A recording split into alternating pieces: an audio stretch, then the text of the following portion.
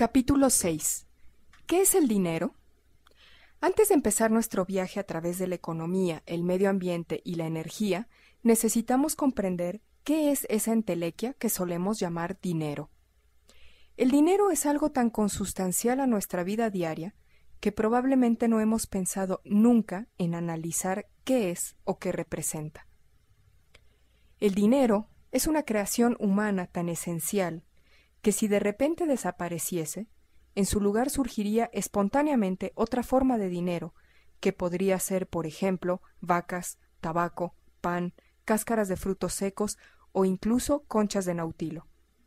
Sin dinero no existirían las complejas especializaciones laborales de la actualidad, porque el trueque es algo muy incómodo y dificultoso.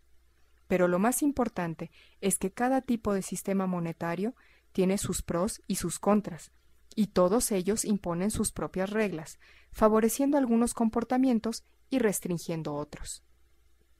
Nos bastará con abrir cualquier libro de texto para saber que el dinero debe tener tres características. La primera es que debe ser una reserva de valor. Tanto el oro como la plata cumplieron perfectamente esa función, ya que eran escasos. Su extracción en las minas necesitaba mucha energía humana y no se corroían ni deterioraban. Por el contrario, el dólar US americano no cesa de perder valor con el tiempo, lo cual penaliza a quienes ahorran e impone la necesidad de especular o invertir. Una segunda característica es que el dinero, como medio de intercambio, necesita que la población lo acepte de intermediario en todas sus transacciones económicas. Y la tercera característica es que el dinero debe ser una unidad de medida, es decir, ha de ser divisible y cada unidad ha de ser equivalente a las demás. La unidad de medida US americana es el dólar. Los diamantes tienen mucho valor, pero no sirven como dinero, ya que no son perfectamente equivalentes entre sí y su división les hace perder valor. Por eso, los diamantes no son una buena unidad de medida. Bla, bla, bla. Pero entonces, ¿qué es de verdad el dinero? La definición que a mí me gusta es muy sencilla. El dinero es una retribución a cambio de un trabajo humano. Con muy escasas excepciones, prácticamente todo lo que podemos comprar con nuestro dinero requiere de trabajo humano. He dicho que se trata de una retribución, no de una reserva, y ello porque el trabajo humano en cuestión podría haber tenido lugar en el pasado o quizá todavía no haya sido realizado. El concepto de dinero como retribución a cambio de un trabajo humano es importante y más tarde lo iremos desarrollando, especialmente cuando lleguemos al concepto de deuda. Tal como dijimos en una imagen anterior, literalmente cualquier cosa puede ser considerada dinero, es decir, vacas, pan, conchas, tabaco, etc. Sin embargo, el dólar US americano, al igual que todas las monedas modernas, es un ejemplo de dinero denominado fiat.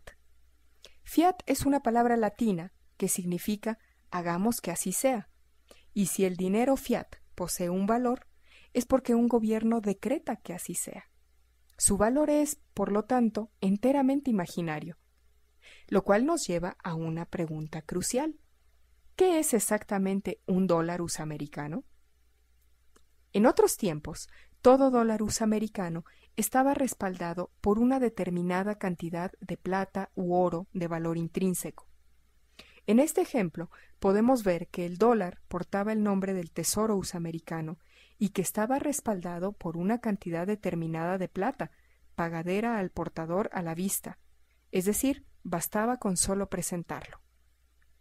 Por supuesto, eso era en los años 30 del siglo pasado, pero aquellos días se fueron para no volver. Los dólares actuales son una deuda de la Reserva Federal, entidad privada a la que se ha encomendado que gestione la provisión de dinero US americano. Esta función le fue concedida en 1913 mediante una ley conocida como Federal Reserve Act. Es de señalar que los dólares modernos carecen de cualquier indicación de que el portador pueda cambiarlos por algo. Eso se debe a que ahora ya no están respaldados por nada que sea tangible. En vez de ello, el valor del dólar se basa en un juego de lenguaje, en el hecho de que es ilegal rechazar dólares en pago de algo y de que son la única forma aceptable para pagar impuestos. La provisión de dinero de una nación necesita una gestión muy cuidadosa, pues de no ser así, la inflación podría destruir la unidad monetaria. De hecho, existen más de 3.800 ejemplos de monedas en papel que existieron en el pasado y que ya no existen. Muchos de esos ejemplos son billetes usamericanos que hoy tienen valor como objeto de colección, pero carecen de cualquier valor monetario. No resulta difícil mostrar ejemplos maravillosos, pero ya no funcionales, de billetes procedentes de Argentina, Bolivia, Colombia y de centenares de otros países. ¿De qué manera la hiperinflación destruye una moneda? Hay un ejemplo relativamente reciente que sucedió en Yugoslavia entre los años 1988 y 1995. Antes de 1990, el dinar yugoslavo poseía un valor mensurable. Era posible comprar cosas con él. Sin embargo, a lo largo de los años 80, el gobierno yugoslavo mantuvo un déficit persistente en su balanza de pagos, que compensó imprimiendo papel moneda. A principios de los 90, el gobierno había agotado sus propias reservas de divisas fuertes y empezó a saquear las cuentas privadas de sus ciudadanos. Esto hizo que fuese necesario imprimir billetes de una denominación cada vez mayor, lo cual culminó en este ejemplo asombroso de un billete de 500.000 millones de dinares. La inflación en Yugoslavia llegó a ser del 37% al día, lo cual significa que los precios se duplicaban cada 48 horas más o menos. Trataré de concretar la idea. Supongamos que el 1 de enero de 2007 usted tenía $1 centavo y con él podía comprar algo. A razón de una inflación diaria del 37%, el 3 de abril de 2007, usted hubiese necesitado un billete de $1.000 millones para comprar la misma cosa. Por el contrario, si el 1 de enero usted hubiese poseído $1.000 millones guardados en una maleta, el 3 de abril solo habría podido comprar algo por valor de $1 centavo.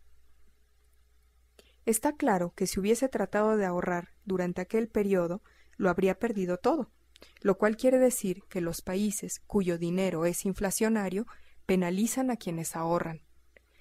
A la inversa, los países cuyo dinero es inflacionario fomentan el gasto y exigen que el dinero se invierta o se especule con él, para al menos tener la posibilidad de que su valor aumente en la misma proporción que la inflación. Por supuesto, invertir y especular implica riesgos, por lo que es lícito afirmar que los sistemas con dinero inflacionario obligan a sus ciudadanos a que arriesguen sus ahorros. Vale la pena que reflexionemos sobre esto que acabo de decir. Obligan a sus ciudadanos a que arriesguen sus ahorros. Pero como la experiencia muestra que la mala administración de las monedas es algo muy frecuente, además de reflexionar sobre lo que acabo de decir, es todavía más importante que vigilemos a los administradores de nuestro dinero para asegurarnos de que no están actuando de manera irresponsable al crear demasiado dinero de la nada, con lo cual destruye nuestros ahorros, nuestra cultura y las instituciones a causa de la inflación. Un momento, ¿he dicho que nuestros administradores crean dinero de la nada? Pues sí, eso es lo que he dicho. Se trata de un proceso tan importante para su futuro, mi futuro, nuestro futuro, que dedicaremos los 2 próximos capítulos a aprender cómo se crea el dinero. Si están listos, pasen al siguiente capítulo.